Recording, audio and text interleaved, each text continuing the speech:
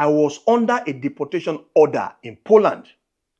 Instead of leaving, I married a Polish woman because I thought it would save me.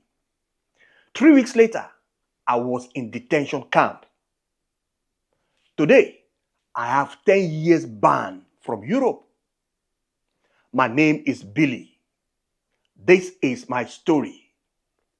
Prison was hard, but walking out of it was even harder. The authority, they were waiting for me that day. They've got one big letter with them. I have been ordered to leave Poland after my prison terms because I engaged myself in some mago-mago business. There was a deadline for it, and I had no proper plan, no idea of where I will end. If I have to go back to Nigeria, it feels like starting all over again. And you all know what Nigeria is right now. Around that same time, people started giving me advice. One of the suggestions that kept coming up is marriage, marriage, marriage. I had known Anna for a very long time now, before I even got to prison. Nothing serious, just somebody that I spoke with once a while. The more I thought about my situation, the more the idea started making sense to me about marriage. A few days later, I met Anna in one pub. By then, the deportation order was hanging straight on my head. I wasn't thinking about love. I wasn't thinking about loving Anna. I was only thinking about survival.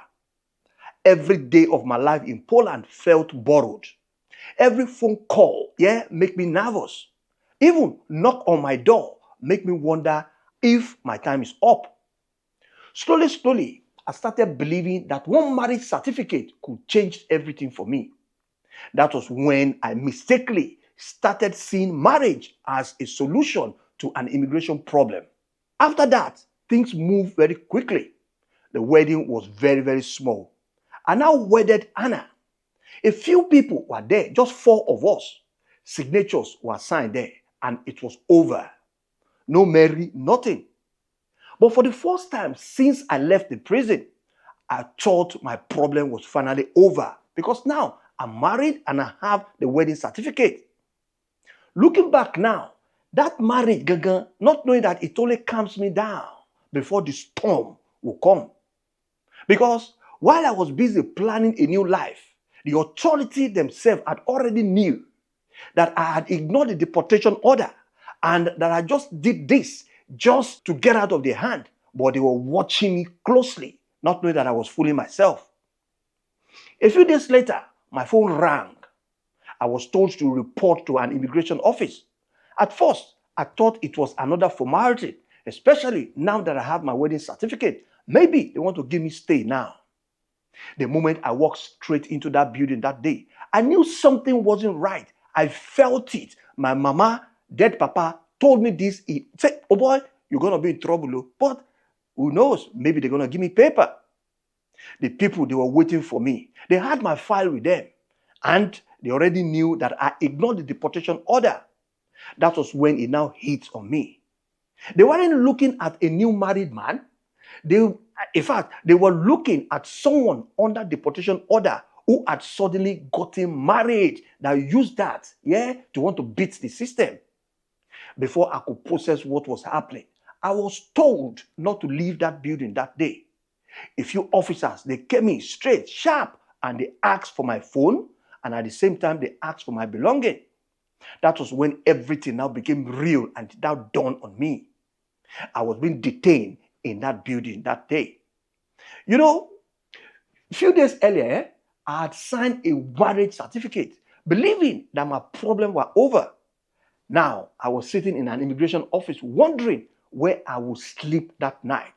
Is it with my wife or in the prison there at the police station? For the first time, I understood something, that I had treated marriage like an escape plan. To the authority, it looks like I got married because I didn't want to leave Poland. I spent the next few days in detention trying to understand how everything had gone so wrong. Part of me believed that the marriage had to count one way or the other during my case at the court. But the reality became clearer every day. A marriage certificate does not automatically cancel a deportation order. If you don't know, you should know that now. Because some people will say, hence I'm married, my problem is over. My immigration status, it don't stand. No. By then, my case was already moving straight to court. I still thought I would be released because I'm married, but I was wrong. By the time court day came, I was exhausted. Everything that had happened to me over previous weeks was now catching up with me. The court, they now saw somebody who had ignored an order to leave the country and then got married at the last minute. To them, I was a flight risk, someone who might disappear if released. So, sitting down there that day, hey, I said, God, I don't enter Amo. I realized my future was no longer in my hands. A few minutes later, the judge now made a decision that changed everything. The judge ordered that they should take me straight to a guided center for foreigners. Do you know, I spent 3 good months at that place. At first, I thought that was part of my punishment. But I was wrong. I was wrong. Because something even bigger was waiting for me outside. Before the end of those 3 months, I wasn't even staying in Poland anymore. Everything was pointing straight to the direction of Nigeria. And honestly, I had no idea how I was going to start again in Nigeria. A few weeks later, the final decision came. I was to be returned, deported, back to Nigeria. On top of that, I even received a 10-year ban from entering the Schengen Area. Meaning, any place that I go to that I want to apply for Schengen visa, denied for the next 10 good years. Yes, you heard me, 10 years. When I had 10 years, I just sat there. I said, whoa, it don't finish. My year of trying to build a life in Europe had ended up in one sentence, 10 years. What hurt me most was not even the deportation. It was knowing that I had done all of this to avoid leaving Poland, and still I ended up losing Europe completely. Today, I am back in Nigeria. Sometimes I still think about Poland, the job, the friends, my wife, and the life that I was trying to protect. Looking back now, prison didn't end my European journey. The choices that I made afterward did end my European journey, and that made me to lose everything. In the end, I lost even more. One desperate decision banned me and cost me 10 years of Europe. That is my story. I am not proud of it, but if somebody watching this thinks marriage can automatically stop your deportation, please learn from my mistake.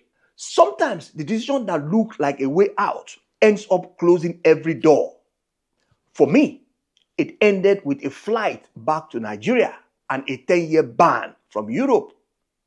And if there's anything that I've learned from this story, it is these 5 things. 1, desperation can lead to bad decision. 2, marriage is not shortcut to immigration status. 3, one secret decision can destroy years of hard work. 4, every choice has consequences in life. 5, fear should never make your biggest decision. Sometimes I still ask myself one question. Should I have accepted deportation and gone home the first time they offered me to go home? Or would any desperate person have done exactly what I did in Poland? Did I even destroy my own future? Or was I just a man who was afraid to lose everything he had spent years to build in Europe? I really want to know what you guys think. Please drop your thoughts in the comment section. Share your story with us. Our details are in the description and the WhatsApp number is on the screen.